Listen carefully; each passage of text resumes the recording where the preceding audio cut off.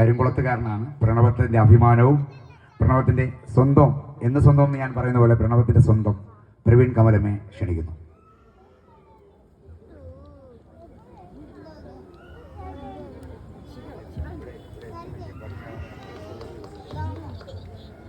പ്രിയപ്പെട്ട പ്രണവം കുടുംബങ്ങളെ, എന്നുവെച്ചാല്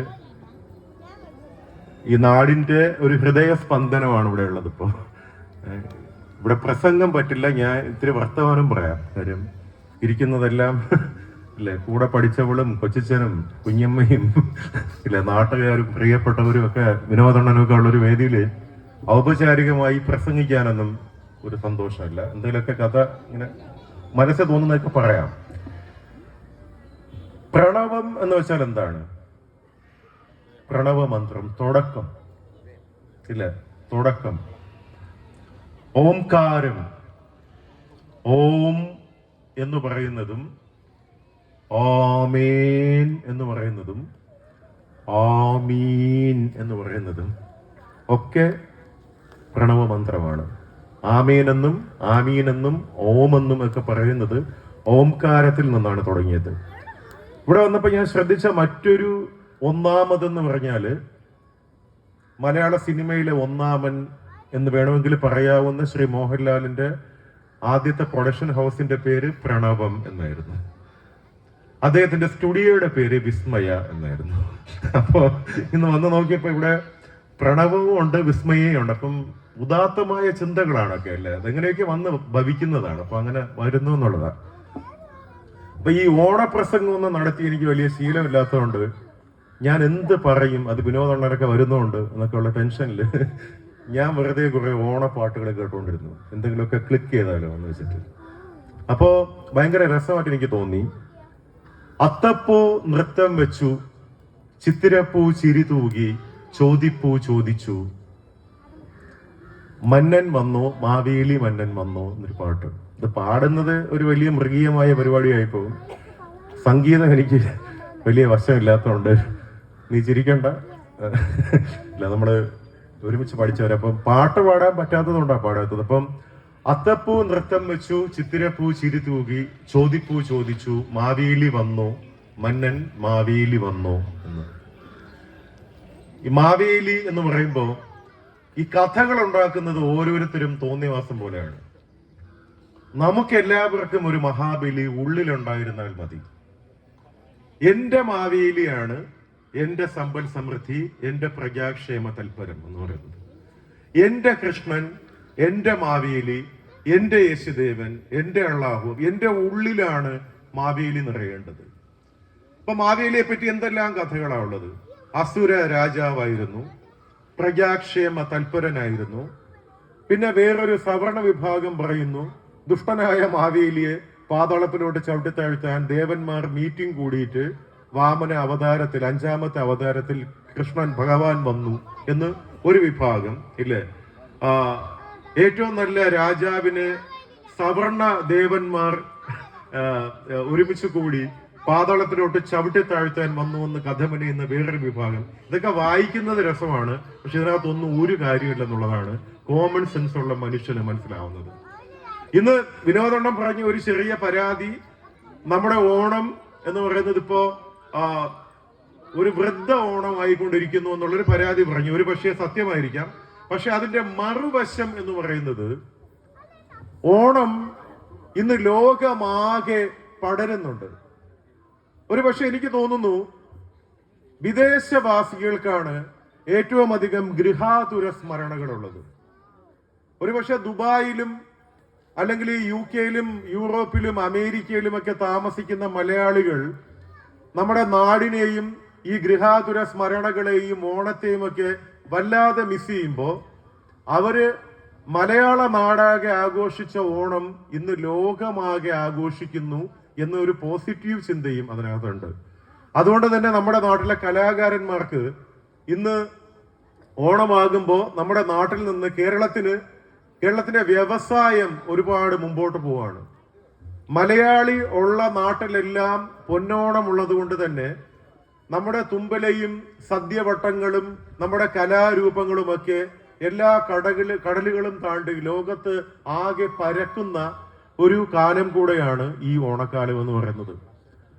അപ്പോ നമ്മൾ വിചാരിക്കും തീർച്ചയായിട്ടും ഓണം ഓർമ്മകളുടെ ഓണമാണ്. ഞാൻ ഇന്നിവിടെ നിൽക്കുമ്പോൾ ഇപ്പോ ഉത്രാട സന്ധ്യ മയങ്ങി തിരുവോണ രാത്രി പിറന്നു, ഇനിയിപ്പോ ഉത്രാട പൂനിലാവ് മുറ്റത്തെ പൂക്കളത്തിലെ വാടിയ പൂവനിയിൽ ഇത്തിരി പാൽ ചുരത്താൻ വരും. തിരുവോണത്തിൻ കോടി ഉടുക്കാൻ കഴിയാത്ത തെരുവിൻ മക്കൾക്ക് ഓണക്കോടിയായി ഉത്രാട നിലാവ് ഇപ്പൊ പരക്കും. അതൊക്കെ പറയുമ്പോ എന്റെ അമ്മയുടെ പേരുന്ന ഞാൻ വളരെയധികം ഗ്രഹാതുരത്വത്തോടെ ഓർക്കുന്ന എന്റെ അമ്മ വയ്ക്കുന്ന ഇഞ്ചിക്കറിയുടെ മണമുണ്ട് എന്റെ മനസ്സിലിപ്പോ. അച്ഛൻ കൊണ്ടുവരുന്ന ഓണക്കോടിയുടെ മണമുണ്ട്. അതൊക്കെ ഓണത്തിന്റെ വല്ലാത്ത ഓർമ്മകളാണ്, വിതുമ്പലുണ്ടാക്കുന്ന എന്റെ ഓർമ്മകളാണ് അതൊക്കെ. കരിങ്കുളത്തുനിന്ന് വരുമ്പോ പോയി നിൽക്കാനൊരു സ്ഥലമില്ലാതെയൊക്കെ വരുന്നൊരു അവസ്ഥ വരുമ്പോ നമ്മുടെ നാട്ടുകാരനാണ് പ്രവീൺ എന്ന് പറയുന്നത് കേൾക്കുമ്പോൾ എനിക്ക് വല്ലാത്ത വിഷമം തോന്നി. കാര്യം എന്ന് വെച്ചാൽ ഇതല്ലാതെ എനിക്ക് വേറെന്ത് നാടാ ഉള്ളത്? എന്നെ കെട്ടിക്കൊണ്ട് പോയി കുമാരപുരത്ത് എന്നുള്ളത് ഒരു സത്യമാണ്. പക്ഷെ നമ്മുടെ നാട് എപ്പോഴും ഓണം എന്ന് പറഞ്ഞാൽ ഇന്നിപ്പോ പരുത്തൂപ്പാറ പോകാതെ ഓണം ഉണ്ടാകത്തില്ല അല്ലേ? അല്ലെങ്കിൽ ഇവിടെ ഇല്ലാതെ എനിക്ക് ഓണമില്ല. എനിക്ക് നല്ല ഓർമ്മയുണ്ട്, 1995 ആദ്യമായിട്ട് ഞാൻ ദുബായിൽ പോയപ്പോ അതൊരു ഓഗസ്റ്റ് 8-ാം തീയതിയാണ് പോയത്. അത് കഴിയുമ്പോ ഇവിടെ സെപ്റ്റംബറിൽ ഓണമാണ്. സത്യത്തിൽ ഞാൻ ഓണത്തിനെ ഇത്രത്തോളം മിസ് ചെയ്തൊരു വർഷം. ഇങ്ങനെ അവിടെ നിൽക്കുമ്പോൾ ഇങ്ങനെ കണ്ണിങ്ങനെ നിറഞ്ഞൊഴുകിയ കാര്യം, ചതയദിനാഘോഷം ഇപ്പൊ പരുത്തൂപ്പാറ തുടങ്ങിക്കാണും, ഇപ്പൊ അവരെല്ലാവരും വന്നു കാണും എന്നൊക്കെ ഉള്ള നമ്മുടെ ഒരു ഓർമ്മകൾ അത്രത്തോളം നമ്മളെ വേദനിപ്പിച്ച ഒരു ഓണം എന്ന് പറയുന്നത് എപ്പോഴും 95 ഓണമാണ്. കാര്യം ഞാൻ ആദ്യമായി ഓണത്തിനെ മിസ് ചെയ്യുന്നത് ആ കാലത്താണ്. അപ്പോ ഒരു ഒരുമയുടെ ഓണമാണ്. ഞാൻ പറഞ്ഞല്ലോ, ഇപ്പം പണ്ടൊക്കെ ഓണം എന്ന് പറയുമ്പോൾ എനിക്ക് സാബുവും ടെസ്മിൻ സണ്ണിയും പിന്നെ മനുലാലും ആൽബിൻ ജെയിംസും പ്രദീപ് ആന്റണിയും ഒക്കെ എന്റെ വീട്ടിൽ വന്ന് സദ്യ കഴിക്കുന്ന ഒരു ഓണം ഉണ്ട്. അത് ആ ഓണമൊക്കെ പോയി. അതൊക്കെ ഒരു വലിയ സന്തോഷമുള്ള ഓണമായിരുന്നു. എല്ലാ ക്രിസ്മസിനും റംസാനും ഒക്കെ അവരുടെ വീട്ടിൽ പോയി ഞാൻ ഭക്ഷണം കഴിക്കുന്ന അങ്ങനെയൊക്കെയുള്ള ഒരു ഒരുമ ഉണ്ടായിരുന്നു. ആ ഒരുമയൊക്കെ ഇന്ന് അണുകുടുംബങ്ങളിലോട്ട് മാറി. തീർച്ചയായിട്ടും ഒരുമയില്ലാതെ ഓണമില്ല. ഞാൻ ഇത്രത്തോളം നല്ലൊരു ഓണം എൻ്റെ നാട്ടിൽ ഈ പ്രണവം സൃഷ്ടിച്ചതിന് ആത്മാർത്ഥമായി നന്ദി പറയുന്നു. കാര്യം ഒരു ഓണത്തിന്റെ ഫീല് ഇവിടെ വന്നപ്പോഴാണ് എനിക്ക് കിട്ടിയത്. സത്യത്തില് ഒരു ഓണ ഫീലേ ഇല്ല ഇപ്പോ. പണ്ടൊക്കെ ഓണം എന്ന് വെച്ചാല് നമുക്കൊക്കെ എന്തെങ്കിലുമൊക്കെ സമ്മാനങ്ങൾ കിട്ടുന്ന ഒരു കാലമായിരുന്നല്ലോ, നമ്മൾ കുഞ്ഞായിരുന്നു. ഇപ്പൊ അങ്ങനെയല്ല, ഇപ്പൊ വാങ്ങി കൊടുക്കണം. അതുകൊണ്ട് ഓണം വരുന്നതിനോട് വലിയ താല്പര്യമൊന്നും ഇല്ല. ഇപ്പൊ നമുക്ക് ഓണം വന്നു കഴിഞ്ഞാൽ ചെലവാണ്. മുമ്പ് അങ്ങനെയല്ല, നമുക്ക് എന്തെങ്കിലുമൊക്കെ കിട്ടുന്ന ഒരു കാലമായിരുന്നു ഓണം എന്ന് പറയുന്നത്. എന്തായാലും ഞാൻ പറയുന്നത് മഹാബലി ഉണ്ടാവേണ്ടത് എവിടെയാണ്? ത്യാഗത്തിന്റെ ഉത്സവമാണ് ഓണം എന്ന് പറയുന്നത്. ത്യാഗത്തിന്റെ ഈ ത്യാഗം എങ്ങനെയാ ഉണ്ടാവുന്നത്? ത്യാഗം ഉണ്ടാകണമെങ്കിൽ സ്നേഹം ഉണ്ടാവണം. സ്നേഹമില്ലെങ്കിൽ ത്യാഗം ഉണ്ടാവില്ല. ഏറ്റവും വലിയ സ്നേഹം എന്ന് പറയുന്നത് ത്യാഗം തന്നെയാണ്, അല്ലേ? അപ്പോ വാക്ക് പാലിക്കുന്നവനായിരിക്കണം ഭരണാധികാരി എന്ന് തെളിയിച്ചതാണ് മഹാബലി. നമുക്ക് അങ്ങനെയൊക്കെ എങ്ങനെ വേണോ വ്യാഖ്യാനിക്കാം. അതിന്റെ നല്ല വായന ഇതാണ്: പറഞ്ഞ വാക്ക്, കൊടുത്ത വാക്ക് പാലിച്ചിരിക്കും. അതിന് സ്വന്തം ജീവൻ കളഞ്ഞാൽ പോലും ആ വാക്കു പാലിക്കും ഭരണാധികാരി എന്ന് പഠിപ്പിച്ച ഉത്സവമാണ് ഓണം. ത്യാഗത്തിന്റെ ഉത്സവമാണ് ഓണം.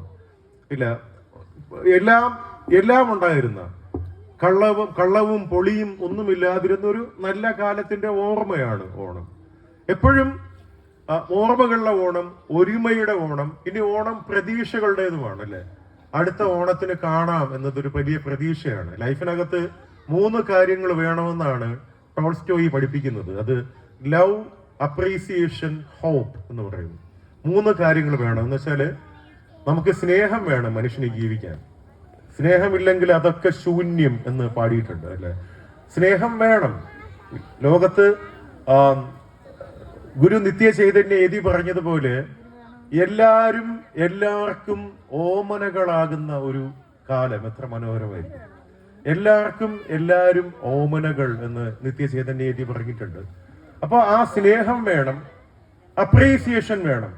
ഒരു നല്ല കാര്യം ഒരാൾ ചെയ്താൽ അതിനെ മനസ്സ് നിറഞ്ഞ് അപ്രീഷിയേറ്റ് ചെയ്യാൻ കഴിയുന്നതിന് ഒരു വലിയ മനസ്സ് തന്നെ വേണം. അയില് തഴപ്പതിനായി അതിപ്രയത്നം നയമറിയും നരനാചരിച്ചിടേണം എന്ന്.